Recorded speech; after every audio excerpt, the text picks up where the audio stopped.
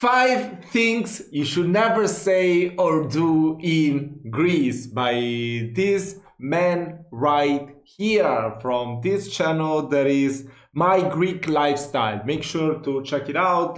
Check out the original video without my commentary. It's yeah, let me just do like this, otherwise I'm afraid I will cover too many masterpieces. Yeah, let's watch the video and learn something new about Greece. And whenever I will have to travel there, I want to. Come on, let's go. Let's just cut to the chase. This is going to be a quick video where I want to share the 5 things that you shouldn't say or do when visiting Greece. Number 1, talk about the marbles of the Parthenon in the British Museum. Call them by their name.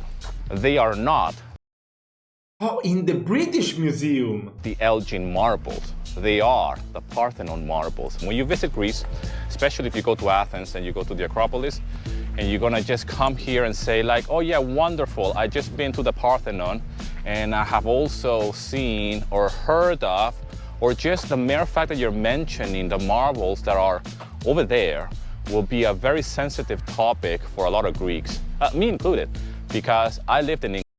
But why are the Parthenon marbles in the British Museum to begin with? And when I went to the British Museum and saw the marbles, you can't help but feel frustrated. And this is a very touchy subject for a lot of Greeks. And here in Greece, they have built a museum specifically to bring the marbles back to where they belong. Number 2, calling Greek coffee Turkish coffee. Okay, I can't tell you how many comments.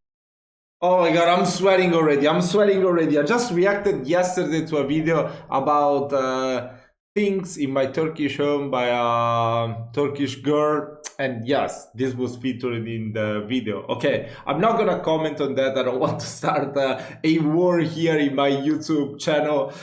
Yeah. Okay. Please, all of you behave. Okay. I know there are many similarities between Greek cuisine and Turkish cuisine.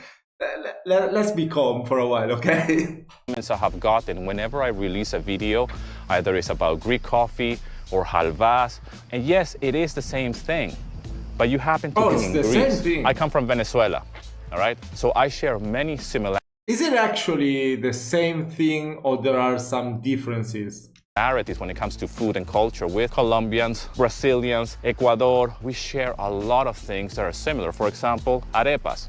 In Venezuela, we have arepas. Colombians have arepas as well. Empanadas. There's so many foods that are very, very similar. In fact, it's the same thing. But when I'm in Colombia, I am not gonna order a Venezuelan arepa. So I don't think it makes any sense, right? I mean, if you want, you can still order Venezuelan arepas in Colombia too. I don't think they're gonna get angry. If it's in the menu. If it's not in the menu, tell to a Colombian guy, yo, make me a Venezuelan arepa. Then probably, yes, I can see how that will spark some conflict. We have to be respectful that when we are in a certain country and when we're ordering something like Greek coffee, it happens to be that we're here in Greece. And it's called Greek coffee, not Turkish coffee. If I was gonna go to Armenia, I will order Armenian coffee, because Armenians too drink this type of coffee, and it's exactly the same thing.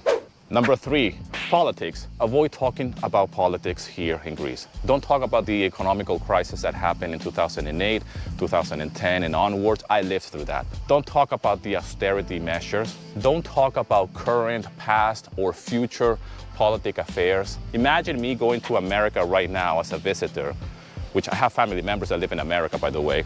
But imagine me arriving in America right now and talking about the latest political debate. Bro, you'll be welcomed as a king. I feel like in America, they just want to talk about politics, you know? Between Trump and Biden. I'll give you another example. Imagine if I, as a Venezuelan, go to Venezuela and start talking about Chavez or Maduro or any of the political situation that is happening right now or that happened in the past in Venezuela. Politics is a deep issue in many, many countries, as we know. And Greeks are very, very passionate about their politics and current affairs, you know? And it's one thing to be a local in a cafeño with the TV on, watching the news all day and watch. I feel like yeah, the solution to this, at least it's what I've been doing for most of my life.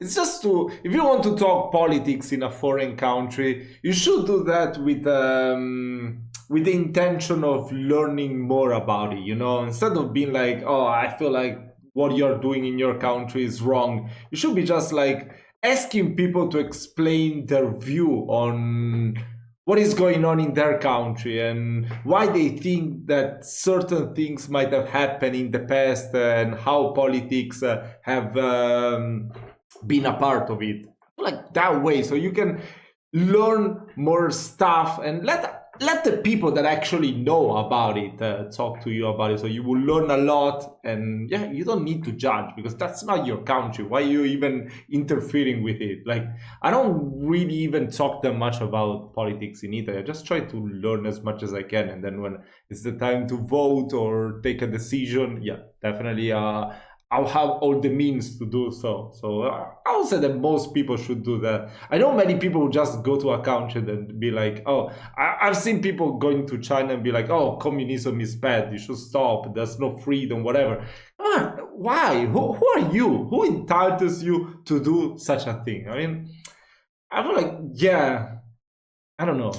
In talk shows talking about politics. And another thing is for you to be a foreigner or a tourist or a visitor and try to have an opinion on what you see this. I like this man already. I like this man already. Exactly. Come on, you're a foreigner. It's not even your country. You're just there for traveling. Why are you even sharing your opinion? Nobody cares about your opinion unless you're very influential. I don't know. But still, in that case, you should still be respectful. Yeah. What's happening here in Greece. Number 4, making negative remarks about Greece as a whole. Avoid making negative remarks about the people, the culture, or the current situation of Greece as a country. Believe it or not, I've been in situations with foreigners living here in Greece talking bad about Greece.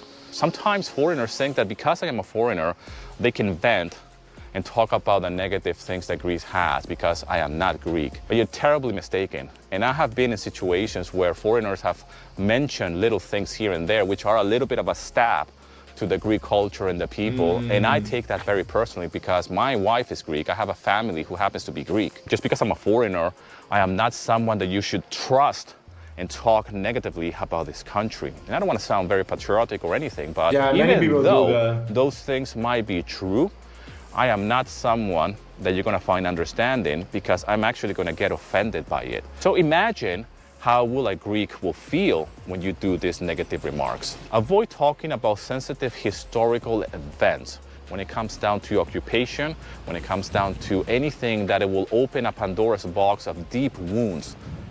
And finally, number 5, showing disrespect in the religious context. Now, what do I mean by that? Show respect when visiting a monastery. Show respect when going to a church. If you happen to be here in Greece when it's Easter time, you have to understand that Greeks are Orthodox and they are very religious people. Like many other religions, they take it very seriously, so you have to be mindful of that. Examples of this could be as simple as going to a monastery and not wearing the appropriate clothing, okay? Another example will be of being very loud when there is a mass service.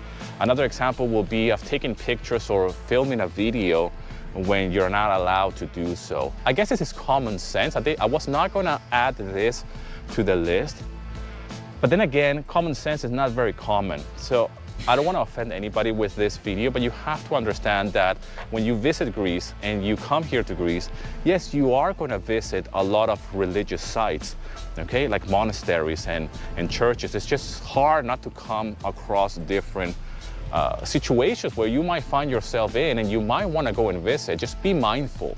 Λοιπόν, παιδιά, αυτό ήταν. Ευχαριστώ πάρα πολύ for all the love and support. Don't forget to subscribe to my channel. Leave in the comment section where you're watching this video from. I'm going to be making more videos about this. That was great. These are sensitive topics for not only Greeks, but for myself because I live here in Greece as well. And I want to help you experience Greece as a true local. That's the whole purpose of this channel, to help you experience Greece as a true local when you come to Greece. Again, thank you so much for all the love and support, and I'll see you in another video, my friend. Look at that. Daniel Carrizales.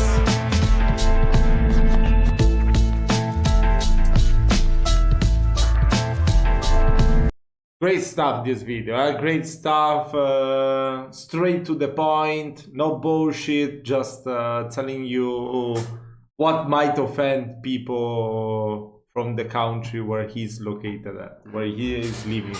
Great video, great video. Really enjoyed it. Thank you so much also to you guys to take the time to watch this video. Let me know in the comments if there are other things that foreigners traveling to Greece are doing that upsets you. I'm really curious to learn about it because it's definitely my future plans to visit Greece. So I really hope I can travel there without upsetting the majority of the population.